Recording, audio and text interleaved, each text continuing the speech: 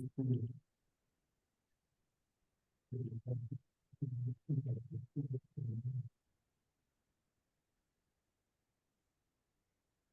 evening, everyone.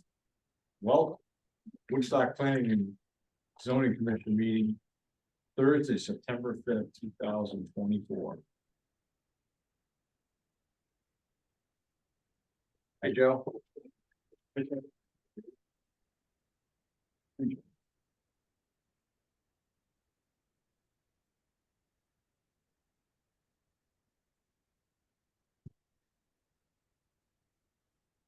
like to call the meeting to order at 7:31.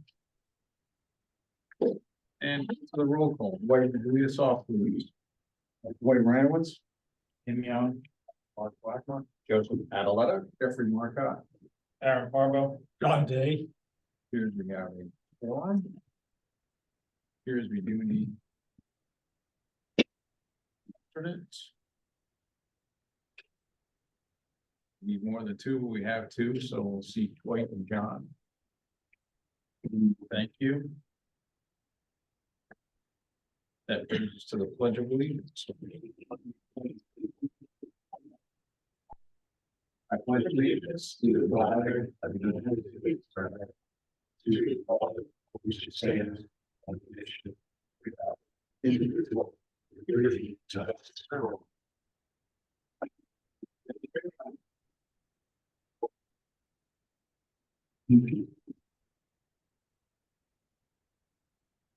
Big agenda item 2, the chair's report. There isn't much to report from the chair, so it's too early to give the update on how many days the spring in. Never too early. Agenda item 3, are there any citizens' comments?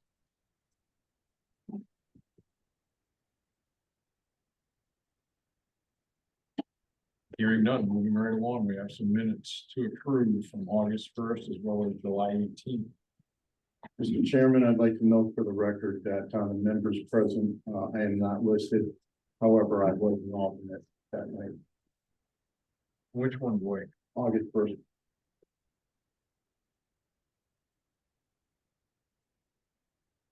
The night before Darling County.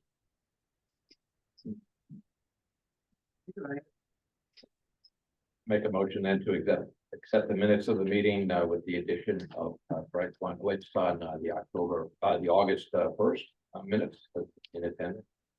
Second. All in favor? Aye. Any opposed? That so passes. Thank you.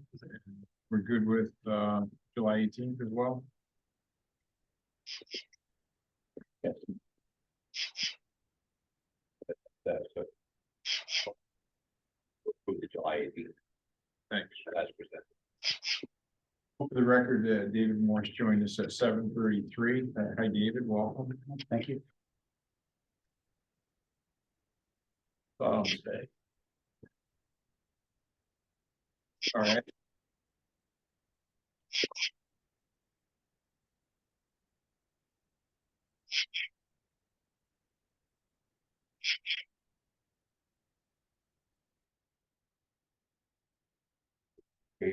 Pete Parent evidently got a cricket. Like duck.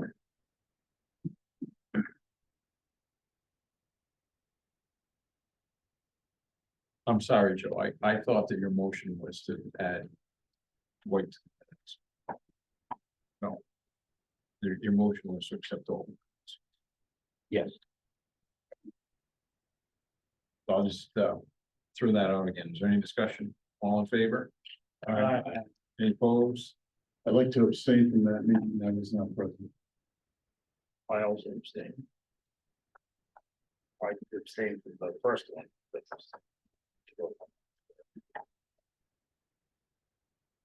Very good. Thank you.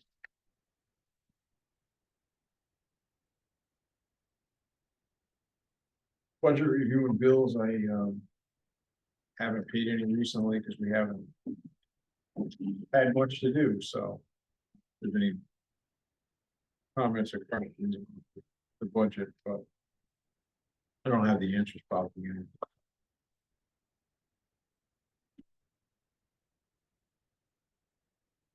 We would like to move agenda item 8 up to Oh,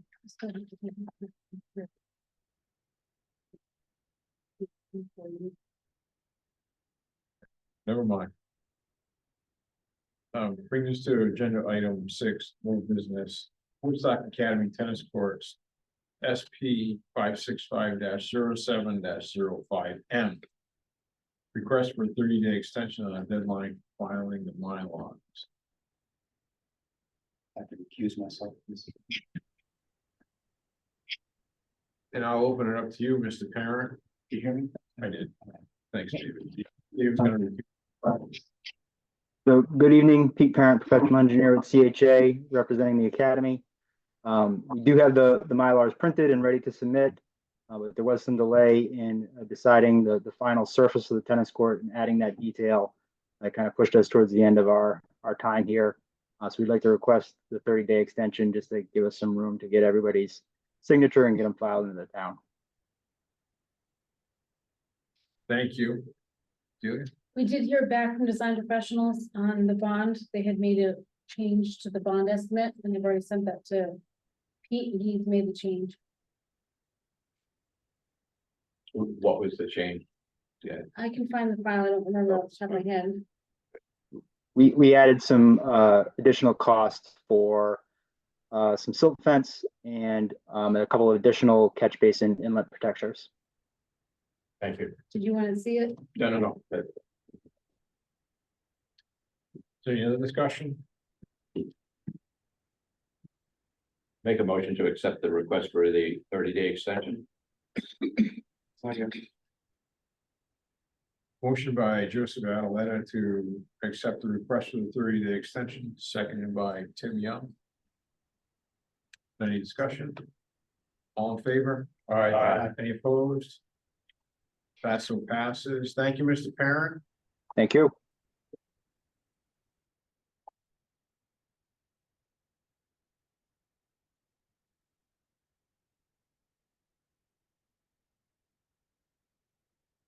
You know what? Let's just quickly do agenda item 7, home occupations to review. If anyone has any questions about the home occupation permits or discussion.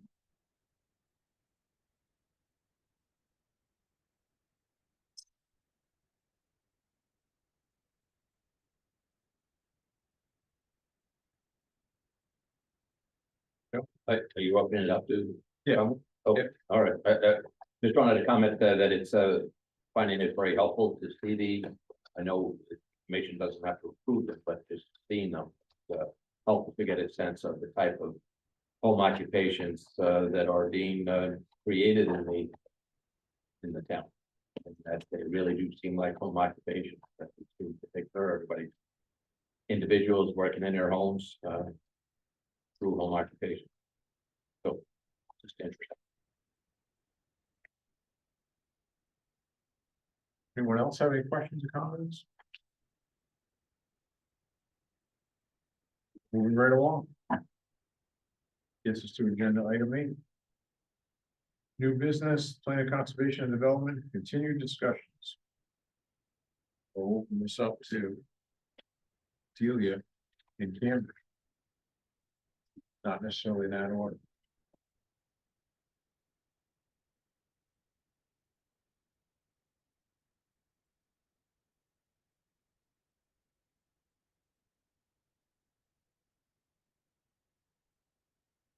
While we're waiting for Delia, I'd just like to comment on the color changes on the corner of Route 169 and 171. And what would be your comment? Looks different. Is that the finished product? That, well, I mean, it's not finished yet, but yes, That's that is finished product. going to be the color. Well, I gotta tell you, Looks very nice. I would not have picked it, but it looks really, really good. I think that's, thank you. Yes, I don't know what you call it, but it looks good. personally, I call it Dusty Rose, but its technical name is Carly's Rose, or whoever Carly might be. It's good. Looks nice.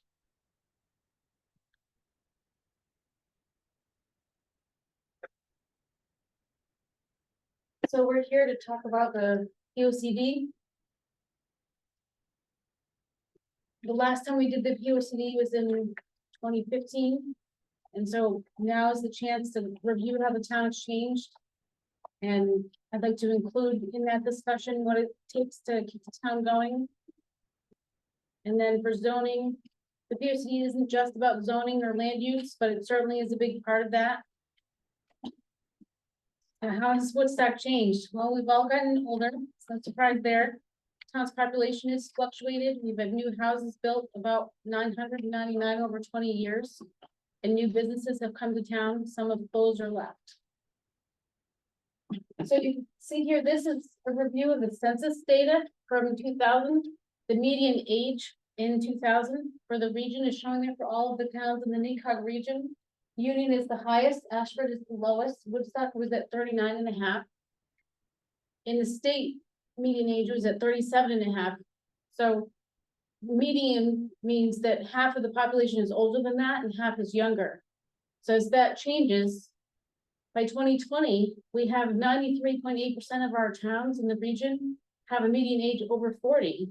And Union is still the highest, with Ashford still the lowest. Now Woodstock in 2020 was at 45.9. And I don't have another census to share with you because it's only 2024, but as of 2023, American Community Survey data shows Woodstock is estimated at 47.6. So if this median age is a trend and if it continues, our median age in 2030 will be 52.3. So if half of our population is older than that, and the younger half includes the children, how many people do we have that are working and hopefully not dealing with limited incomes? I mean, some of them will have a lower income, but the older folks, you may have more people struggling with a limited income. So what does this mean for Woodstock? If we have more retirees, will we have more volunteers? I don't know. Will we have more empty nesters looking to downsize, more people moving out of town? Maybe due to lack of affordable housing, or maybe they need more suitable housing for their new lifestyle or state of life that they're in. More people struggling on fixed incomes. So this is meant to be a discussion, so I'd like to hear what you think.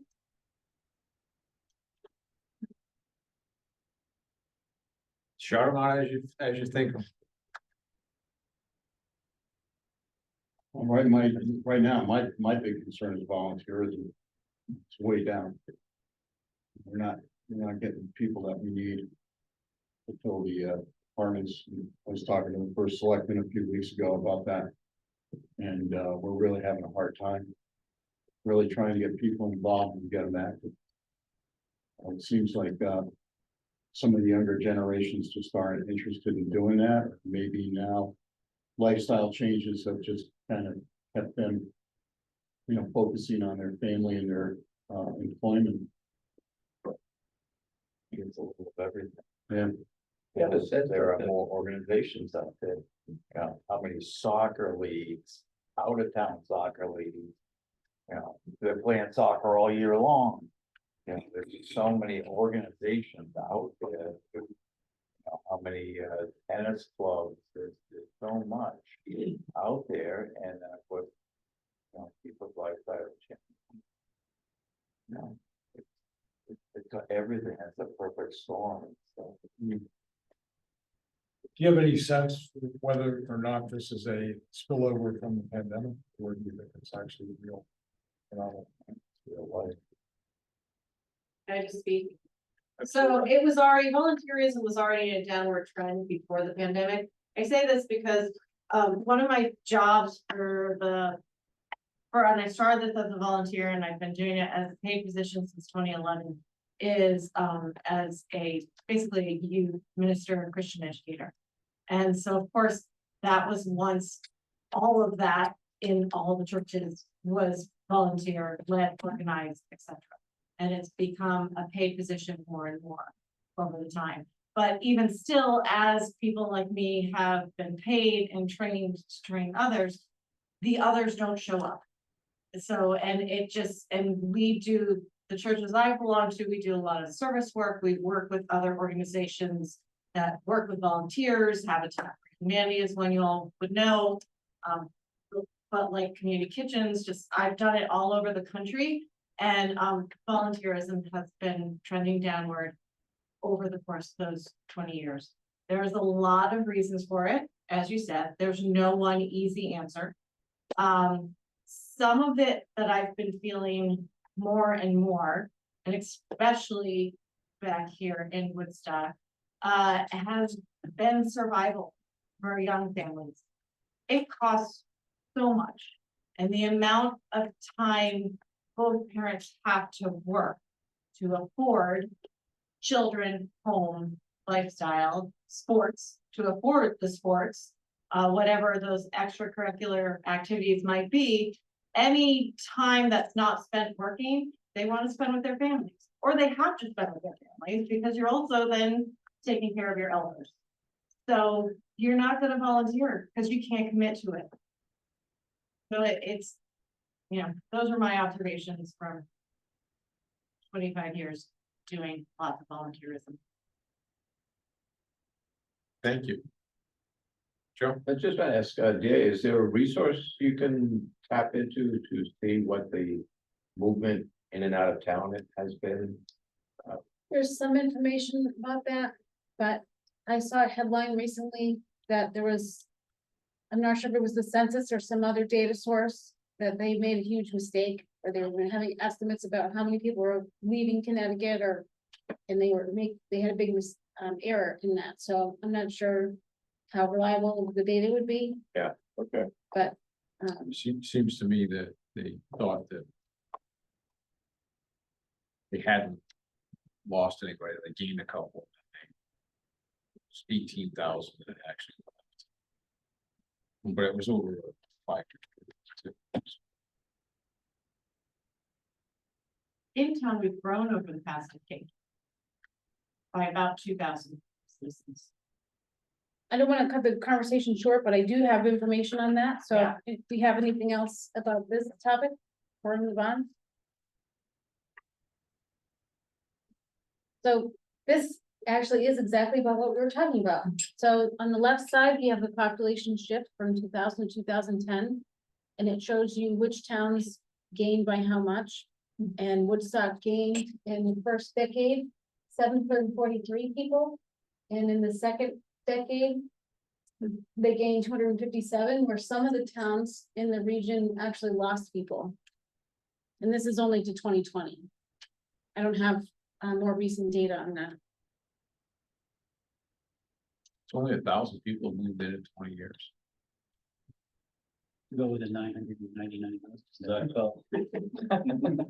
It's interesting because the voter rolls have increased by 2,000 people. So more people registering to vote. So the last meeting, we were talking about how busy development was happening, so I looked this up.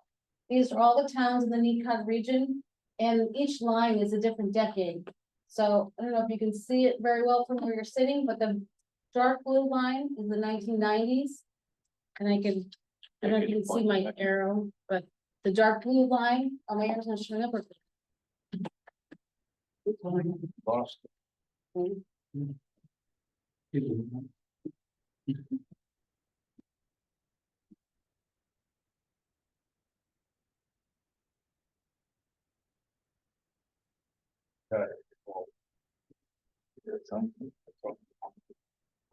Never, never.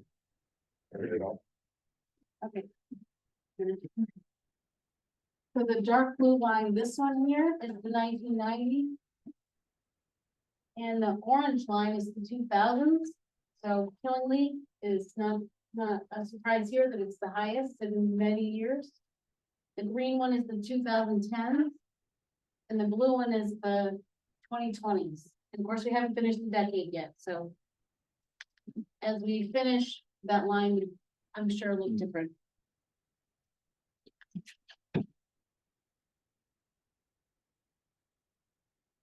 So this is Woodstock, and it goes up to 2023. These are each houses built each year just for Woodstock.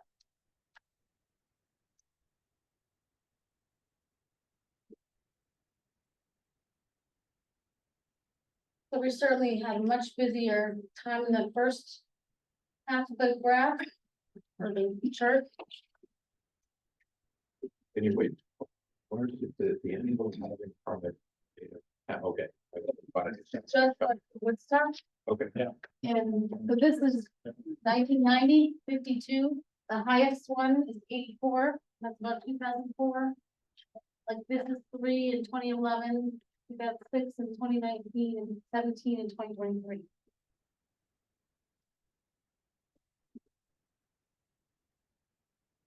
So certainly not that busy compared to what it has been.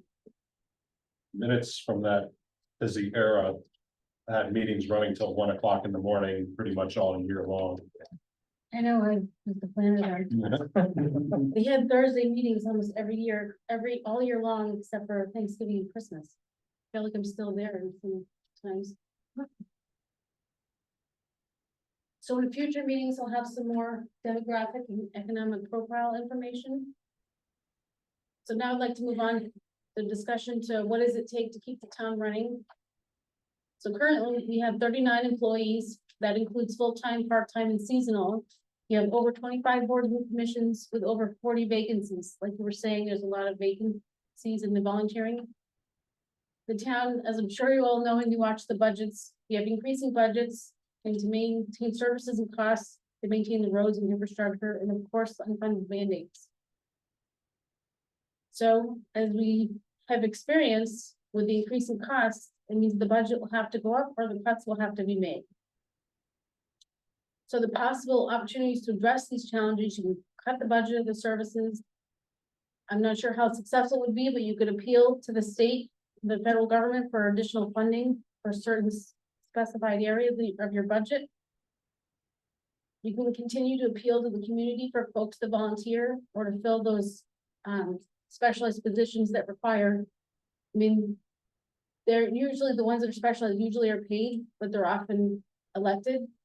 But you can't just have anyone run, you have to be qualified. And then maybe you could regionalize, share some cost savings with shared services or sharing equipment with the highway department with other towns. And I got some input from Chan about some of these things, and the town, he's mentioned that the town may need to pay for staff for fire departments. And certain equipment may not seem like it would need to be replaced, but there are all these laws that you have to replace them by a certain time. So someone might look at it and think, well, that runs fine, except the law says that you can't use it anymore. And we have vacancies among boards and commissions, which will limit what they're allowed to do or what they can do because you don't have enough people. So for land use, that part of the POCD, we're going to go over the good and the bad, where the opportunities are, and then there's some other stuff that we have to put in there. Don't want to forget about it. This is the current zoning map. So when I started here in 2006, there was no zoning map. We had zoning, we just didn't have a map. So if you can imagine how hard it is to describe zoning to people without the map, you'd say, well, we have zoning, and this part over by the industrial park, that's a different zone. And they look at me like, what? Because the realtors come into town and they see South Woodstock and they think, especially when they see the abbreviation CD, which is really community district, they often think it's commercial district because there are businesses there. So without a zoning map, it was really hard to explain this to people. And so I'd like to hear from everybody what you think is the good and the bad on the opportunities in land use. So first we'll start with what works well in Woodstock zoning. Commission.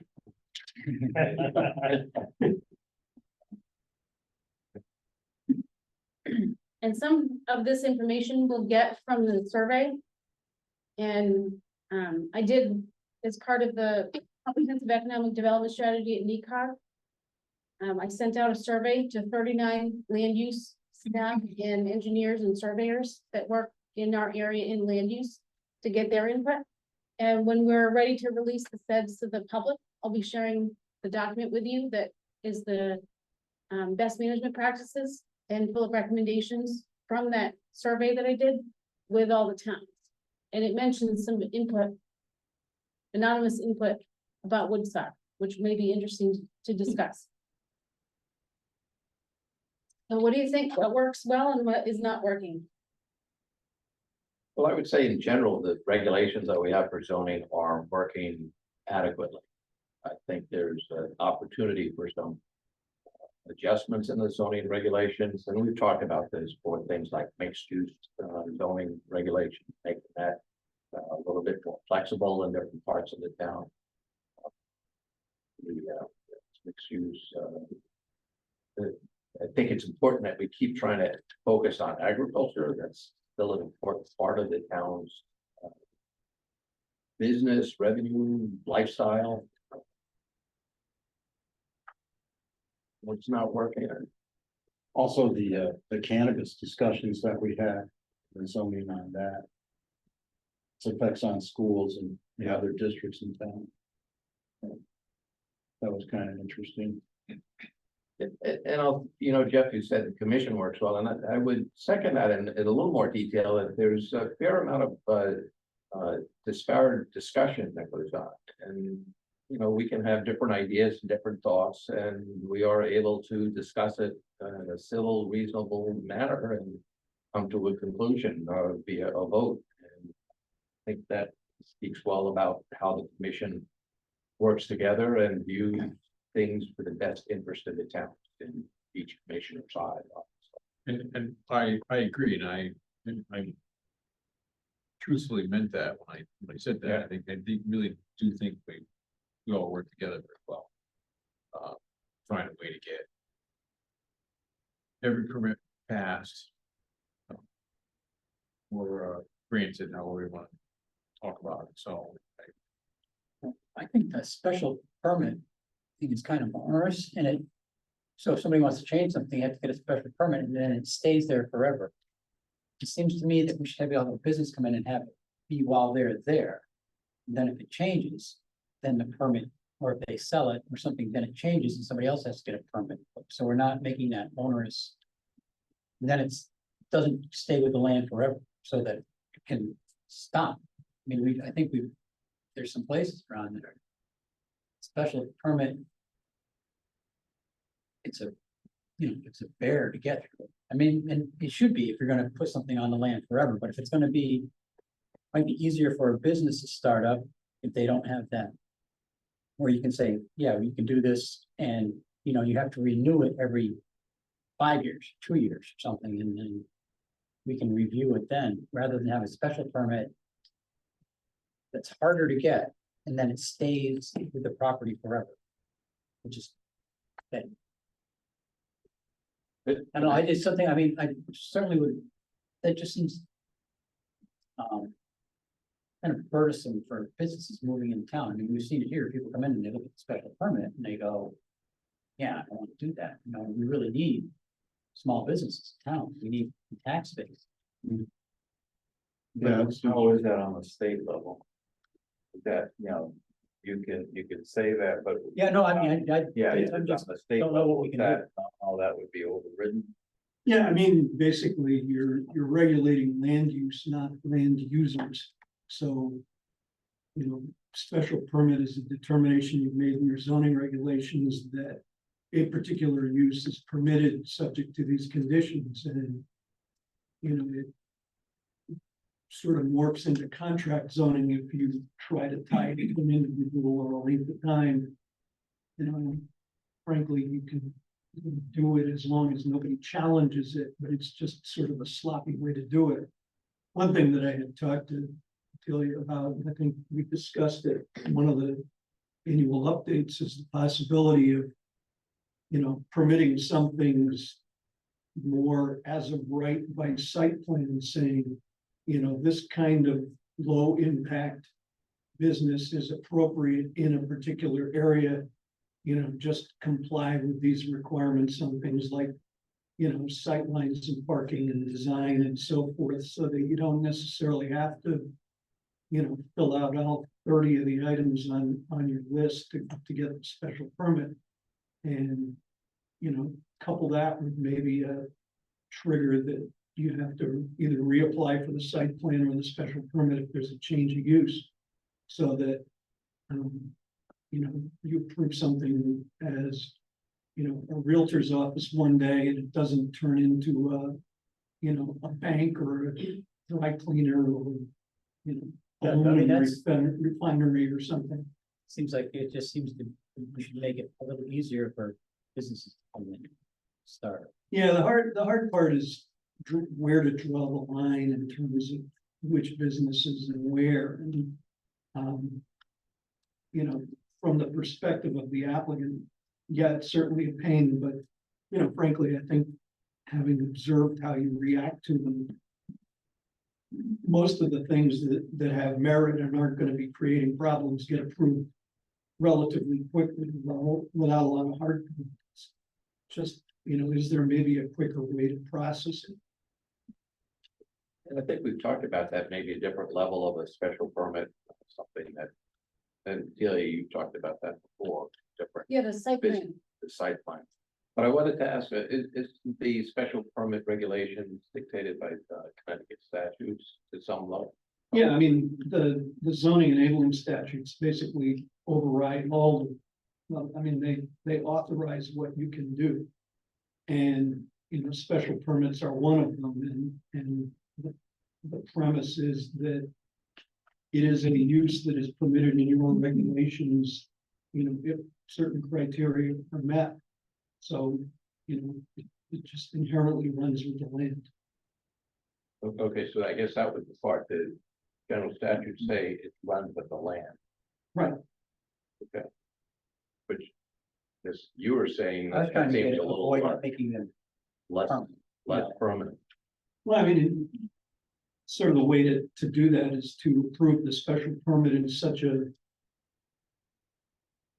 specific way that it basically is for what is being applied for. In some situations, you may want to limit it to, particular use, hours of operation and so forth, just so that it doesn't become a permanent commercial property where, all bets are off as far as what you can do.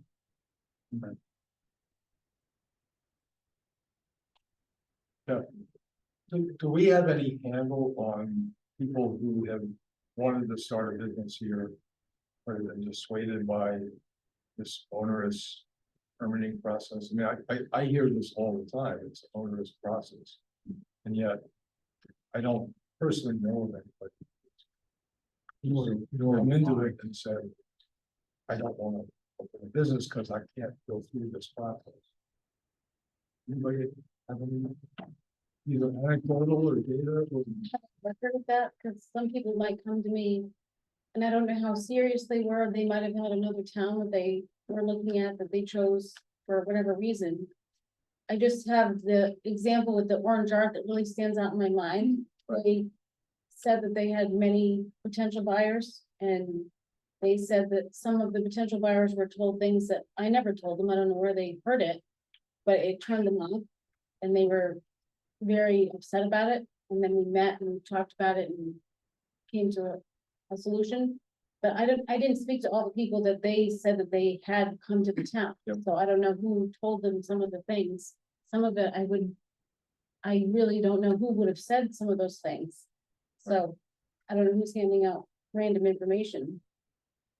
But I don't have any way of knowing, because someone might be calling 10 different towns.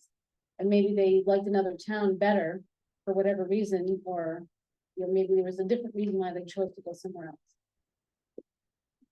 I think it's a good question, John, because I've been hearing that the special permit process is very onerous and costly, and it drives businesses away, but it's maybe one or two examples that somebody can come up with, and it's countered by what I see as a fair number of businesses that do come to themselves. Open up business here. So I mean, it would seem to me there probably, if people decide not to accept the business, there are probably other much more important reasons why they decided not. It's hard to tell, but I have to agree. Just. You know, if you're serious enough about setting a business, taking out loans and all the stuff that goes into that. With simple paperwork and showing up at some meetings, it's really nice. It's not usually paperwork though, with the survey and having to hire the engineer, it's usually Yep. a lot of money. Like sometimes probably $20,000 to $50,000 or more. But is it dramatically less other places? Sometimes, yes. I remember there was a certain business in town that had to do a survey. They're the only kind of that business, and there are other, I mean, they're the only one of that kind of business. That we have other businesses like that in town. And they had to pay for a survey that no one else had to do. And it cost 25 grand just for that part of their special permit. Why was that? Because in 2013, the commission had decided to require a special permit for horse boarding and riding academies. And the other ones predate that. So they had to do it. And then the commission changed it after that. So they're the only one who will ever have to do it. No one else before them or after them will have to do it. But they did it, Right. But so it didn't drive them is away. that what we want to put businesses through? I don't know, an I extra- just want to make a point that they Enormous followed expense? that. With their lifelong goal to come here though, to have this business. Yeah. And so it didn't turn them down, but they felt like once they did it, now they had an advantage over the other ones because they'll have a newer facility or whatever. And then that advantage was taken away from them. So they had to do something that no one else would have to do. And now they don't even have an advantage for having done it. I mean, this seems to be the nut. I mean, essentially, we're trying to preserve the rural character of the town. And yet make it friendly to business. You know, I mean, what works well in Woodstock zoning? I mean, I moved here in 2003. And I feel like the rural character has not changed dramatically. I think we've probably done a pretty good job of that, although. And on the downside, what's not working is. We don't have a lot of places where people can get jobs and work and sustain their lives. I'm not sure. I mean, that's the essential question. I don't. I'm not sure the permitting process. I mean, maybe it's, I don't know what it is. I mean, we don't want this town to be necessarily a bedroom community. Part of the cost. Province. Some people would say that it is now. Yeah, it is.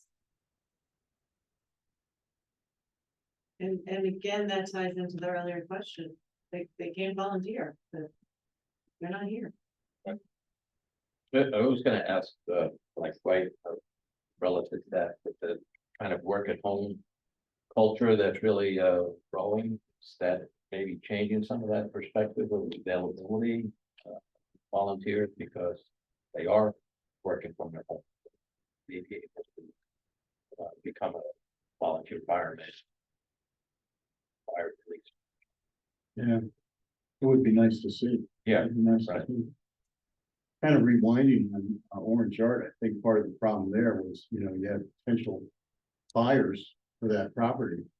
And they wanted to know if they can use it for manufacturing or, you know, smelting aluminum, whatever. And I think, you know, the permitting to do that, going through that process or coming to planning and zoning meetings to see if they could get permitted for that. And they don't own the property, they're just looking at it. Kind of puts a bad taste. It's like, wait a second, you know, I can't just call somebody and ask them, you know, could I get permitted for this? They have to go and attend this and have a special hearing and all this. And maybe the property, you know, property might not be suitable, and now they've invested all this time. Maybe they do have to retain an architect or an engineer to fill out the application properly and give the committee a presentation, and then, you know, invest, like you were saying, you know, possibly, potentially, I just recently did a project, it cost $35,000 for architectural and engineering, plans, and then he told, yeah, no, you're not qualified in that area or in that building. That's a big investment. That was just their down payment for the property. So that could be some of the issue there. I have a story to share. I don't know if I've mentioned this to you all before. I've mentioned it in the past, that there might have been different commission members. And a number of years ago, I don't remember specifically what year, but I was the town planner and the zoning officer, and Stonyfield Farm Yogurt called me. They wanted to know if they could bring a facility here, because we have dairy farms. And I had to say, because they weren't a farm, they weren't gonna have cows, they weren't gonna be using their own milk. They were gonna be having to buy the milk, but turning it into yogurt or some other Stonyfield Farm product. And I had to say, they need a special permit. How long do you think the discussion happened after that? It was a direct click. They hung up on me, and then they called back and they said, do you not want business? And I said, well, sure we do, but there's a process. Like, they didn't call me back. They didn't give me a second chance to talk about it. So we had a business that could have been hugely important for the dairy farms, but the process scared them away. And they could have afforded it. What would that have been to them? Probably not that much money, but they could go to some other town where they wouldn't need the special permit. And, you know, they probably could have bought a building and moved in, and without no public hearing, no engineer required. I think one of the things that is different in Woodstock from, Thompson, Putnam, Killingly, places where there's a lot of more commercial activity is, you show the map and you have basically one zone.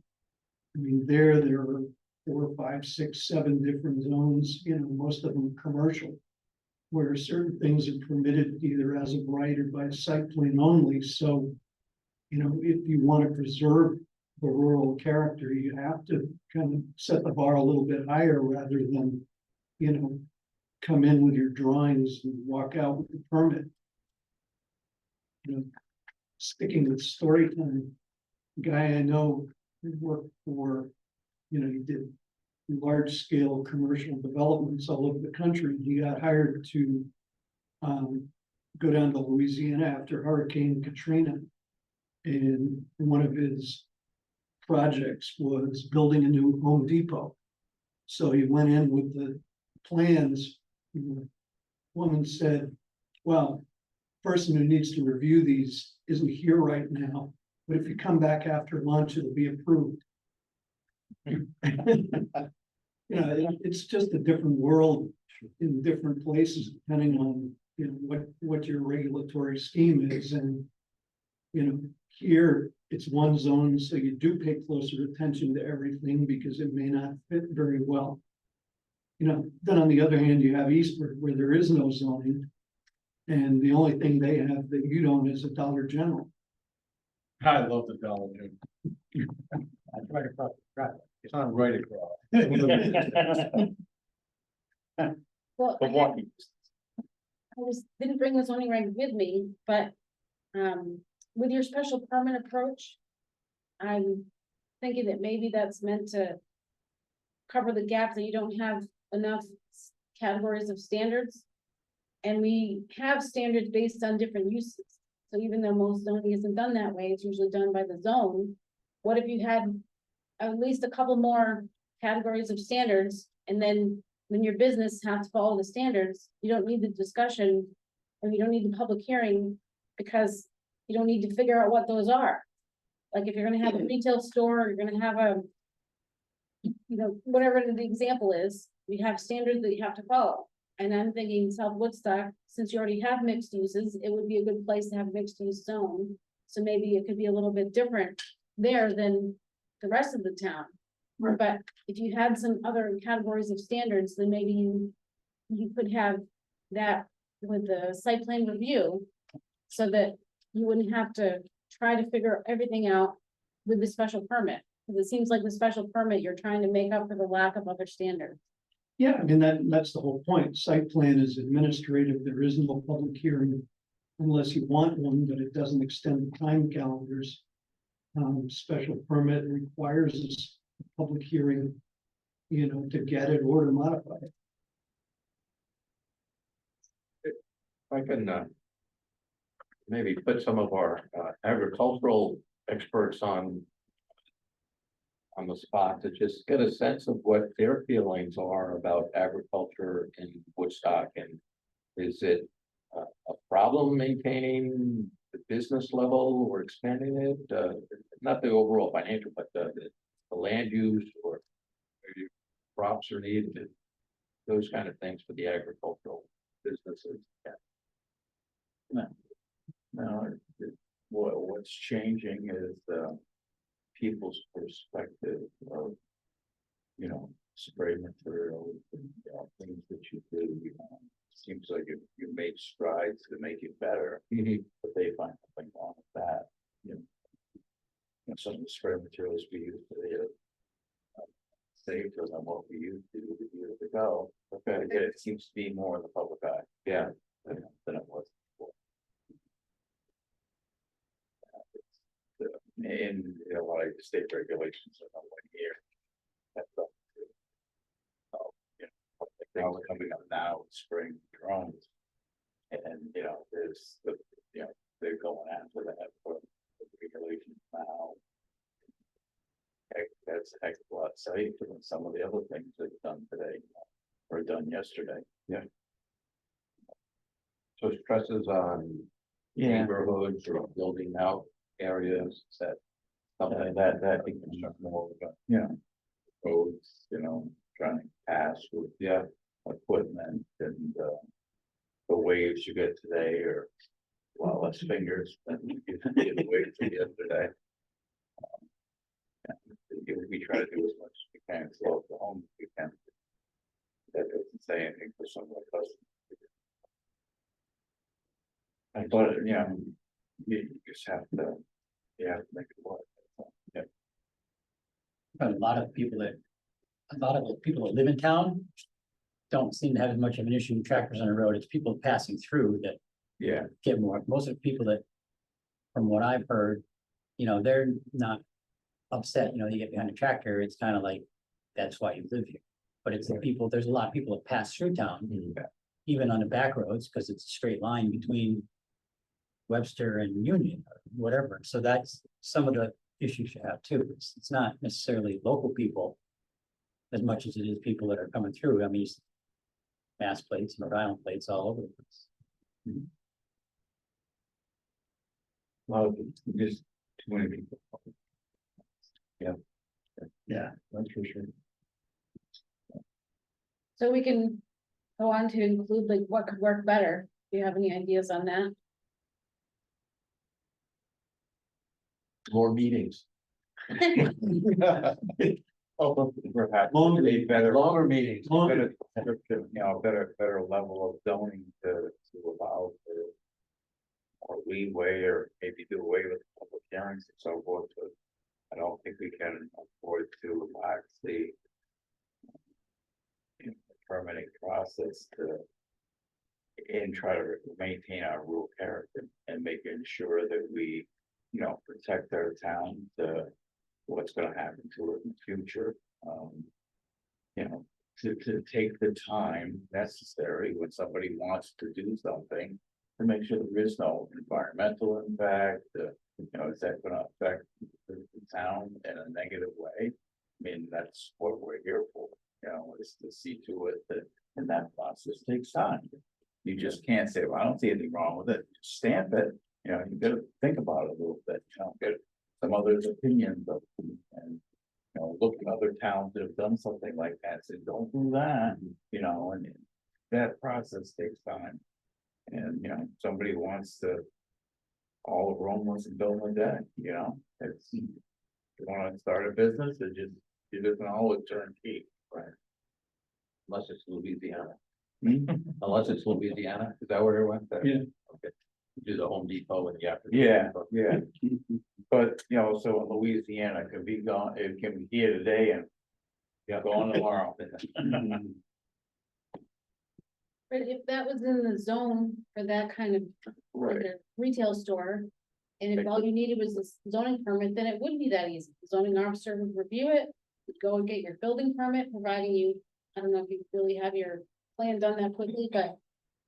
If it was in that zone and that was a permitted use, then it would be easy. We consider, I know a lot of places, towns have architectural standards, so it doesn't. You can drive by McDonald's and not realize it's a McDonald's. It's not glarish, but Well, the commission discussed design guidelines in the past. You can have design guidelines, but you can't enforce them. You can't deny someone because they don't follow them. If you want to have design regulations, you have to have a village district, and there's a whole process in okay, creating that, and I don't know that you want to do that. okay, I But just. within just wanna- that district, Yeah. I because was design just- guidelines are not enforceable. Okay. But they do give someone an idea of what the town wants. So you can do that, they're just not the same thing as zoning regulations. And I think it does have value because like Thea says that a developer sensitive to the town could look at these design guidelines and instead of having rectangular box, put some gables and other physical structures to make it look a little bit better. If there are indications for it. I mean, the country store looks nice. Yeah. The new store, I mean, it's not garish, it's pleasant to look at. I think they did a good job with that. Yeah, I think it came out good. It's a good project. These people, it took time to make sure that all the bases got covered. Took a lot of time. Quite a few extensions. Couple of lights up there, a couple of certain people, but I think, we made right decision and now everybody's like, oh, okay. That worked out well. And it took us in public hearing. Right, it took time, but it all came out. Well, I don't think all those public hearings were your fault either.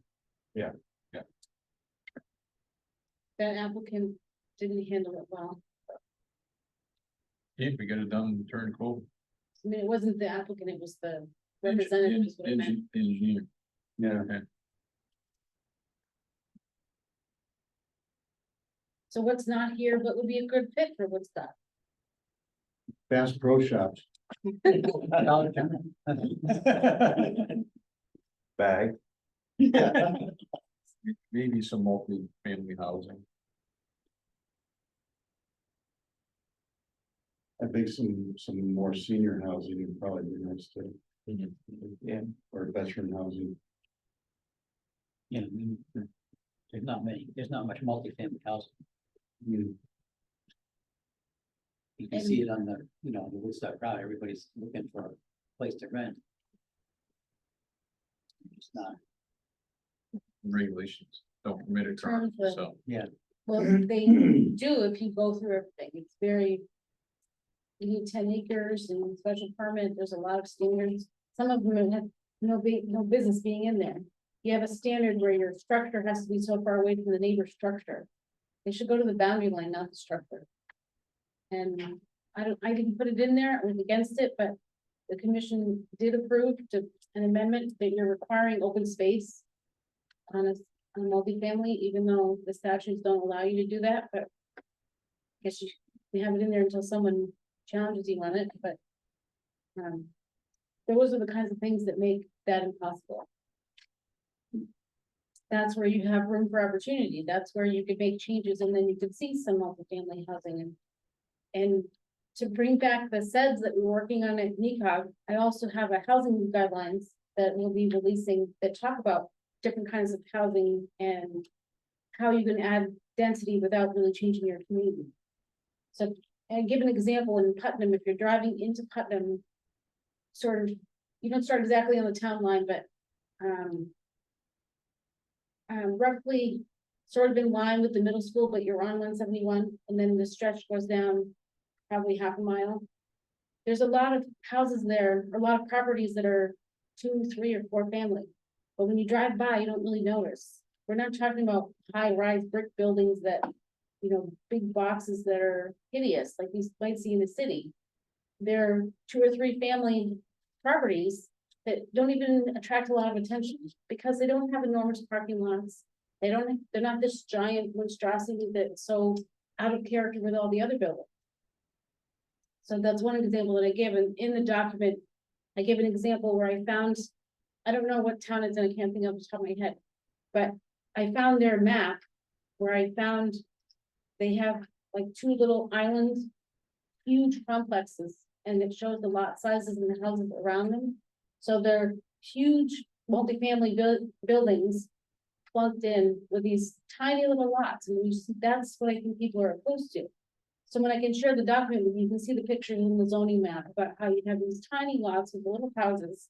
And then this huge, well, in comparison, huge lot with enormous building, a big chunk that's probably 10 stories high or whatever. So that's so different from a single family home that's on like a quarter of an acre or something.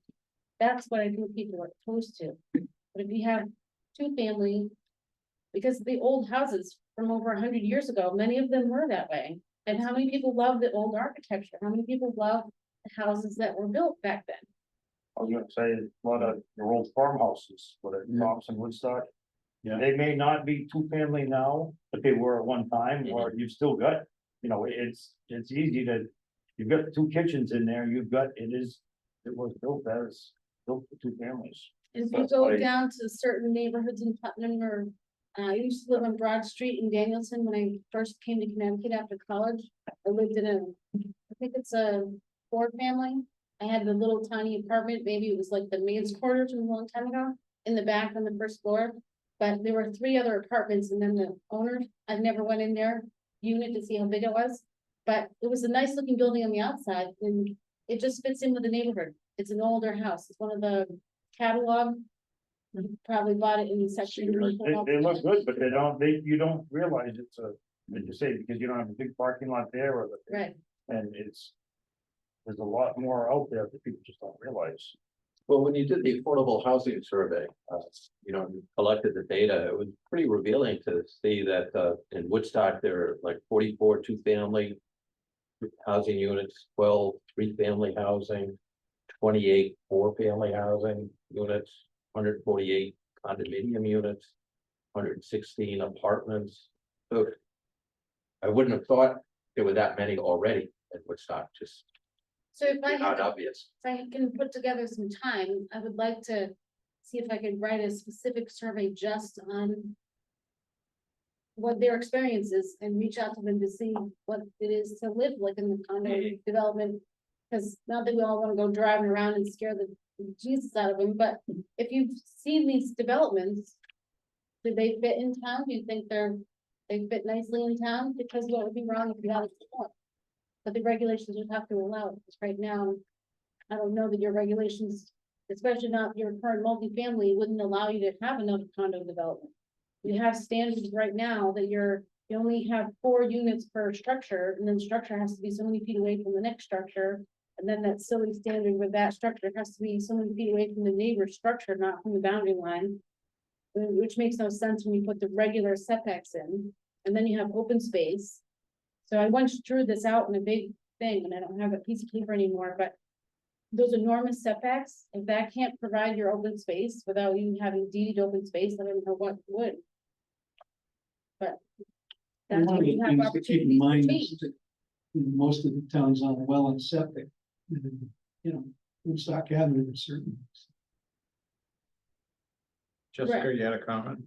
I was just gonna, as has been stated, there are a lot of buildings in town that used to be two-family.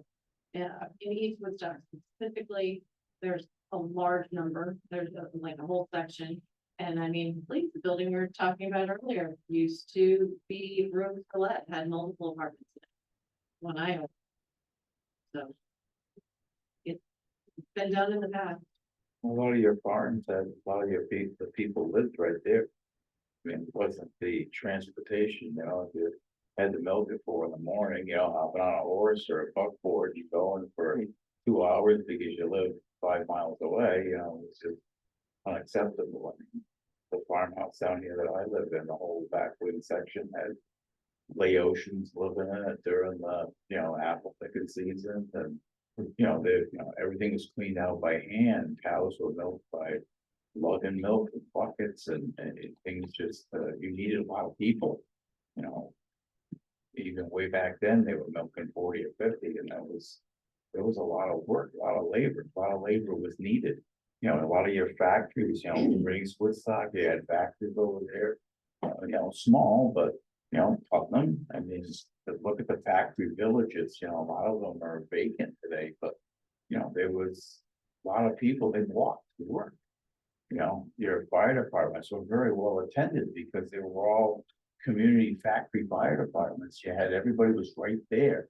That, you know, they all were members of the department. Things were so much easier, but we've become a little more spread out. You know, travel is not such a big issue. You know, some people think nothing of working in Hartford, driving for an hour and a half, 2 hours to work every single day. People didn't think about that. That was a long trip for 2 hours. You know, most likely what you traveled in might not have a roof or heat. At the next meeting, we're gonna have the results of the survey, and Amy's gonna share with me all the data she's collected from her discussion with the map and the. Right, but I don't have any time to look at it. So I'm gonna go over all of that and share it with the commission so we can discuss it. And we don't want to forget the other important things that go in the POCD. The last POCD and the one before that was heavily geared towards conservation. And so it's not that I want to shift away from conservation, but we need to have a balance. And we don't want to forget P 490 and business in agriculture. And what else do you want to put in there? I don't want to leave anything out. If you have anything else you want me to make sure I include, please let me know. Wetlands Commission meets Monday, and we have POCD updates on their agenda for discussion. Some ideas will come out of that will submit a letter to you there. Yeah, if they want to give us in writing whatever their input is, and they're also welcome to come to the meeting. I've heard through the grapevine that the Conservation Commission had a discussion, but I didn't get anything from them, so. So how many groups are doing it? It sounded like the Economic Development Commission is having an effort to get surveys or questions done, or what is it you're chairing? Yeah, I did 3 community sessions with the activities that we did for this meeting. That I Yeah, just you did. took off. Okay, So I have all that data, which I sent to Delia. and you're representing Economic Development Commission. economic development. Okay, I also went to the Committee on Aging meeting and the Agricultural Commission meeting. Gave them some handouts, I haven't gotten any of them back. And just promoted the fact that we have topics assigned to meetings, so I think the housing meeting will be pretty heavily attended, and the business on the ag side might really get some. you said the Inland Wetlands and the Conservation Commission. Historic District Commission, but I think these are all great ways of just getting different commissions involved somehow with responding in some. There were some, I mean, like I went to commission meetings and there's. Yeah. Like, oh, so like, there's a conservation commission, yeah. I asked the chair, you know, because they haven't updated their plan, he's like, well, there's nothing really changed. It's like, okay, I'm gonna leave it at that then. It's 25 years, I mean, you don't wanna relook at it, but whatever. One of the, what do you call it, the meetings that Amy led, we had a couple of people who remembered the last time, which I wonder if it was the first time. It was the first, it wasn't even on the first. Okay, so the first time the POCD was done, and that they felt like there was like a year of circles being held. study for And that each of them had attended multiple, and that was still very strong in their mind, and they asked, you know, will there be circles? We're like, well, this is kind of one of them. This is a type of a circle. And we did invite them to this. But that's, you know, and Amy talked about it at every meeting that, you know, this is how the opportunity, the P and Z meetings were the opportunity to come again and share your thoughts and voice that. And yeah, people said, were very receptive to it. So they liked having the meetings at, different times, different places. I think, Delia, you had mentioned that Woodstock is abnormal and having it done by just the planning and zoning commission. Don't most towns other I haven't as looked at the, all 169 towns, but a lot of towns have a committee that's. They have that was what I was doing all these going out. different- It has the people from different boards and commissions and other people from the community form their own committee that's not commission, like not a planning and zoning, it's this own group, and there's probably people from planning and zoning on there. But a lot of towns, I don't know how many, but a lot of towns do with that. And I feel like that's how the original was done, when people say study circles, what they're saying, I remember when we had people from the community and they all came together to do this. And then that just stopped, and like it wasn't a whole town collective, it was a one commission or committee collective, and from someone who goes to a lot of these meetings, guys don't talk to each other very much. Or like, you know what I mean, they just don't interact, it's not gonna happen in this town, so they naturally just kind of go in their direction, and they go in their direction, and they go in their direction.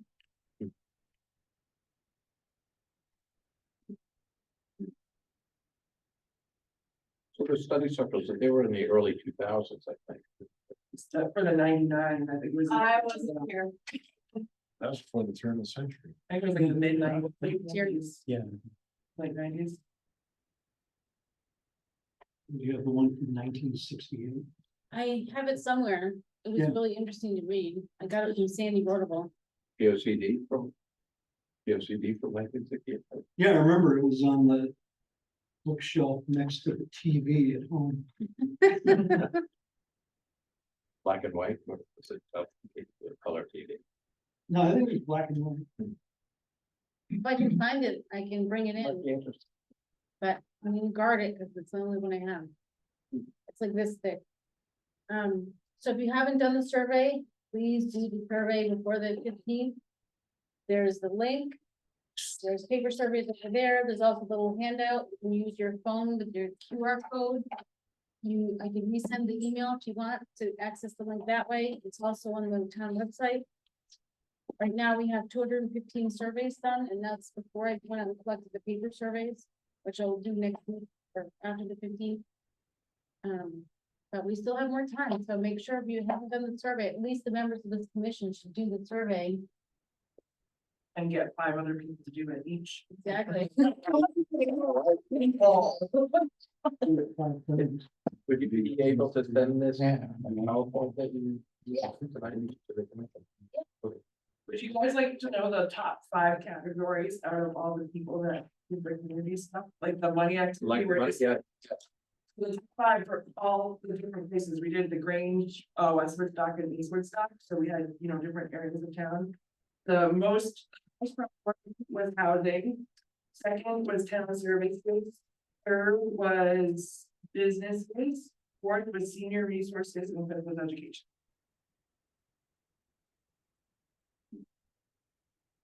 open space didn't make the top 5.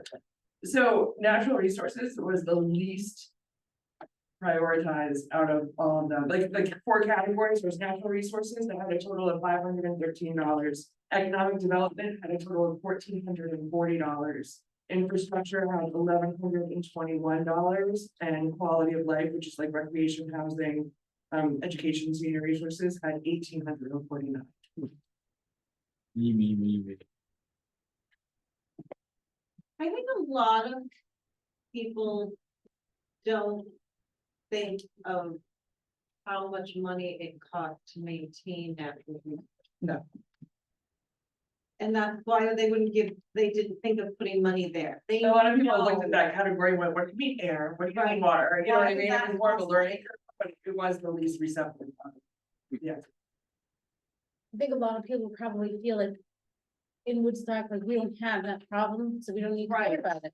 Right. But when I was reviewing, I did other housing plans for other towns. I did Canterbury and Pomfret and I think I helped with Union.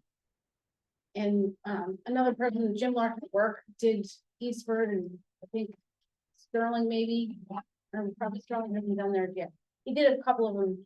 So when we were going over them, and I was looking at what the state wanted, they were pushing for everybody to have 4 units of housing per acre, like mandatory, they wanted it allowed everywhere, just as of right. That doesn't always work out here, and how could you say per property when some lots are half an acre, some lots are 10 acres, it doesn't make any sense. And when most of Woodstock is on septic system. We've seen over the years of doing subdivision review. If your septic system is based on the number of bedrooms, so if you have a 4-bedroom house, your septic system has to be a certain size. Even if you had a 4-unit structure, but it was all 1-bedroom units, it would still be a 4-bedroom septic system. But the soils are all different. And sometimes in Woodstock, your leach field has to be really big to accommodate that. And maybe there's other kinds of septic systems that aren't typically done here that could be done that would make them work, be a different size. When I worked in Killingly, I saw more round galleys that weren't long leach fields. They were round. They had a couple of them, and they often did them in the Zadora Heights, which is over by the river. So maybe that was because the lot was a different configuration or something. But anyway, I haven't seen those in Woodstock at all. So maybe a different system might allow you some more flexibility. But if your soils are that much different than when I was working in Killingly, you can't just have this generic 4 units per lot. You can just wave your magic wand and make it happen. So when I wrote all the housing plans that I did, I stressed that that doesn't work. And if you want to have the parts of Connecticut, like for our area, you might say Wyndham or Willimantic, Danielson, maybe downtown Putnam. Those are the areas that you have more development. And you might have more, maybe perhaps air quality concerns or waste management concerns. But in order to support those, you need to have the watershed. You have to have the water, and you can't have healthy watershed if you paved it all. So if you've developed it all or paved it all, it's not going to work the same way. So for all the state to have all of their densely developed areas, you need to have the green areas that support that for air and water quality habitat. And I put that in all of my housing plans. So the housing plans are being evaluated, and I'm not sure I think it's next week, and I don't think I can attend online, but they're supposed to be evaluating the housing plans for our region, our county. So I don't know how they're gonna view them. The state may not like, or whoever's reviewing them may not like how I wrote them. We'll see. I don't know. It doesn't sound like you know who's reviewing. You say they were doing It's a different group. It's I think it's a CHEO. I can't remember what they stand for, but John Kathowski's on the panel, but he doesn't work for them. It was like he was at the other one. I went to the Tullen County review last year. Okay. And it was at a university, I think it's Connecticut College or something. And so they kind of reviewed all the towns in that county for their housing plans. They kind of graded them based on how they thought they did. So I don't know how they're gonna feel about the housing plans, because they're doing 2 counties this time, so which means we're probably gonna get next to no discussion. But I'm not sure that I measured up to what they were pushing, but I think that you have to be realistic. Yeah. So, if anyone not on the commission, like you three, if you want to sign up for the public notice registry, the form's over there. It just, so I'll send you a notice of the meetings. I can get more emails. What? So I can get more emails. Of course. Yeah, that's great. That's my goal. Well, you did show up today. I got an email. So, You said that a place like Woodstock Meadows could not happen now, is that, why is that? well, the only thing in our zoning regulations that allows for multifamily, and that would be considered multifamily. So right now, it doesn't allow for the long condo where the units are side by side, many of them in a row. And so your standard, I didn't bring the zoning regs with me because I didn't think we would have a discussion, but right now you have to have 10 acres. Although I can find the file if you want me to look it up. I have the document with me, but anyway, you need 10 acres. Your structure is limited to 4 units per structure. It's limited to how tall it can be. I think it's limited to 4,000 or maybe 5,000 square feet. There's a setback or a distance. Each structure has to be so many feet away from the next structure. there's enormous setbacks for how far away from the boundary line, and then that silly one where how far it is from the neighbor's house. So in that particular example, if this is your lot, where do you put your structure? If the neighbor has their house, they only have to be 20 feet. I'm sorry, yeah, 20 feet for the side setback. So now you have to be even farther. But what if they hadn't built yet, and then you build your side setback, which is less than that separation between structures? So you're 75 feet away, but then they're allowed to build here. Now you're non-conforming. We shouldn't be promoting non-conforming. It's difficult for financing. And also you're making it hard for them to ever do anything in the future because now they're not conforming. I mean, I mentioned that place because I feel like it really fits in character. It's done carefully and well, right place. I mean, that's it. To me, is a kind of thing we should be looking at in terms of dealing with the housing. And you also have the one down by, yeah, County Road there. Yep, it's an exit road. Yeah. Exit road. Yep. You know, you notice one of them during Christmas time. Yeah, but other than that, you really don't see much. Yeah. The other thing that if you did have more of that development in Woodstock, or you would have, more housing for people, it could change, the, DEEP MS4 stormwater plan for the town. We require more, catch basin pump out, outflow testing, and, Based on population? reporting based on population. Yeah, density. So you might wind up, Do you know what their threshold is? Because their density is really low. not off the top of my head, and it's really nice in Woodstock because we were exempt from it. They measure the density in pretty small areas, because Right. a lot of towns, like Wellington, just the part down by Yukon is subject to MS4, but the rest of it isn't.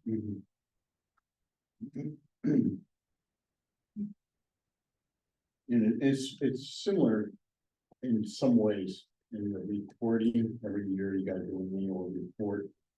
And they wanna always see improvement with the ground flows and your testing and what you're doing to control pollution and all that stuff, so. Where can they find out what that density threshold is? I can look that up. Yeah, it's probably the only thing. It is on, Because if you're that threshold, then that shouldn't hold us back from allowing for other types of housing. There is a shortage of housing. It's very difficult for someone who grew up in this town to be able to stay in this town. Unfortunately, people don't like change. When you're used to seeing a field, and now all of a sudden there's a big structure there, people don't want to hear it, that they just don't want to. There's how many apartments in that one building? You drive by it now, you don't even notice, because it's been there. When it first went in, oh gosh, look at this mess, it's awful.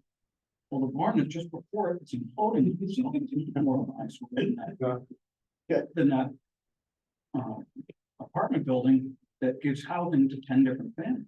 Yeah, those are condos, I believe. Are they condos Yeah. now? Yeah, I think there's 4 units in each one. But it's, they go for that. people don't want to hear when you say a 4-bedroom or a 4-family house, but it can be done in a good way. And also, when you talk about Woodstock, the commute circle gets bigger every year. People are willing to travel the extra 15 or 20 minutes to their job to be able to live in a community like Woodstock. And you look at Woodstock, the cost of this for people who live here, who grew up here, it's very difficult, it's very expensive. But if you're working in Worcester, look at the housing costs around there, the houses here are a deal. So as that commute circle gets bigger, housing shortage is worse here. That's a challenge that you have to address. You can't, it gets worse every year because the houses are getting bigger. It's like the inequality. You have people building second houses that are 3 times the value of, my house that they raise my kids in. And it affects everybody's housing values and your property values and your tax rate. And it's just, we all hate change, but we have to deal with it. I'm glad to see that this commission increased the square footage for the more accessory structures. I did one for a family up on Prospect Street a few years ago. Now the grandparents live on the same property as the children. They take care of the grandkids, which allow the kids to have better jobs, longer commutes, because they can get more help with daycare. And it allowed the grandparents to downsize to someplace that they can afford to keep and pay that. So with your example of someone's working Hartford or Worcester in Providence or wherever, and if they compared what it would cost to buy a house where they work, and then they decide to buy a house here, maybe they're more willing to pay more because they're used to that, or they have that comparison where someone who doesn't work there, someone who works much closer to here, they're maybe making a lot less money, but they also wouldn't ever think about living there. So if people from, well, not saying people from away should never move here, but when they do, and they're paying more, it's gonna affect your comps for buying new houses, and then everything's gonna go up.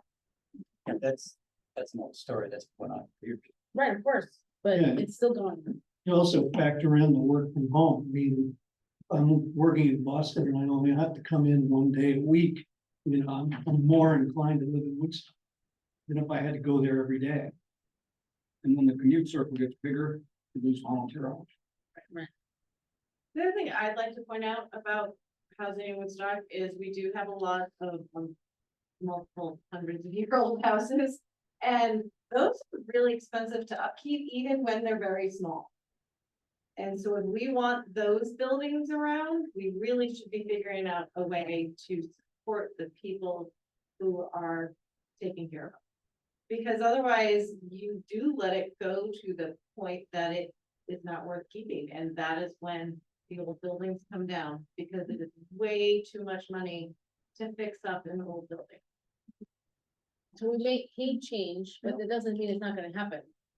So the POC is a chance to discuss what Woodstock should do about these changes, because a lot of them are gonna happen no matter what, even if we beat them.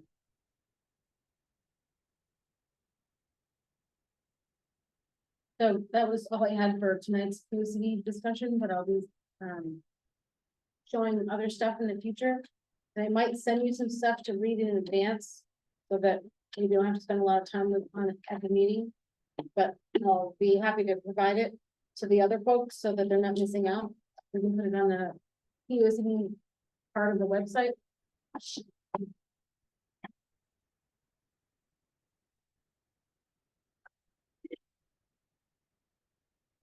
Anyone else have anything to add? So it would be possible to fix the zoning regs so that you could have a place like Woodstock Meadows without turning Woodstock into Levittown. Of course, with a text amendment, but remember that process that I was going through where I don't think we should just bring in stuff from other towns and throw it together with some glue and call it good. We should really go through what we really want it to be like. Yeah, I think we should take more time in your zoning regs than you should require on a special permit. am I reading it correctly, though, the way you mentioned it, it almost sounds like what we have now has been tested. With the open space requirement, and it really shouldn't be in there. You're authorized to require open space in a subdivision. There's nothing in the statute, and I don't, you can correct me if I'm wrong, but where does it say you can require open space for a special permit? I had that argument with your former vice chairman. She gave it a really evil eyes. Or maybe it's something we should put on our agenda to deal with. And, looking at things out of the bylaw change that might, Just make sure we're complying with state statute. Hmm. Make sure we're complying with state statute. Sure. So the only time that I saw multifamily was the Gabrielle's. The Gabrielle, I'm not sure if I'm pronouncing his name right, but he was building, well, the multifamily part of it was the duplex. And then he wanted an accessory apartment for a caretaker, because he wanted his parents to live next door, and then he and his wife, this was their retirement home. He wanted someone to help take care of his parents, and we thought maybe they might need it in the future. They were the couple that had the little cottages that were not apartments, they were guest houses for their adult children to come and visit them. In Crystal Pond. Right. Yeah. But that's not really the situation you're gonna see very often, and that's not gonna provide housing to all the people who need the housing. So that's a very, atypical example, but it's the only one that I saw for multifamily in the 18 years I've worked here. And it goes even longer than that, because the last time we had a multifamily built was really long time ago. We do here for the Dean land, Yes. I I think was over here there. when they did that, not during the permitting process. that's a couple of duplexes. Yeah, that was already built, and I had to deal with the problems that came out of that. Yes. But part of that was, people who had issues with the developer, they didn't like him and whatever.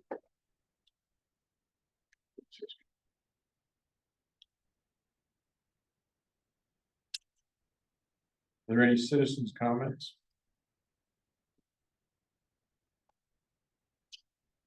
Hearing none, Move to adjourn. motion by Tim Young to adjourn, seconded by Mark Blackmore. Is there any discussion on the matter? All in favor?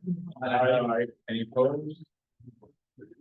That's what passes. I have 8:06 PM. Thank you, everyone. Thank you. Well, it's already. Yeah. That was fun.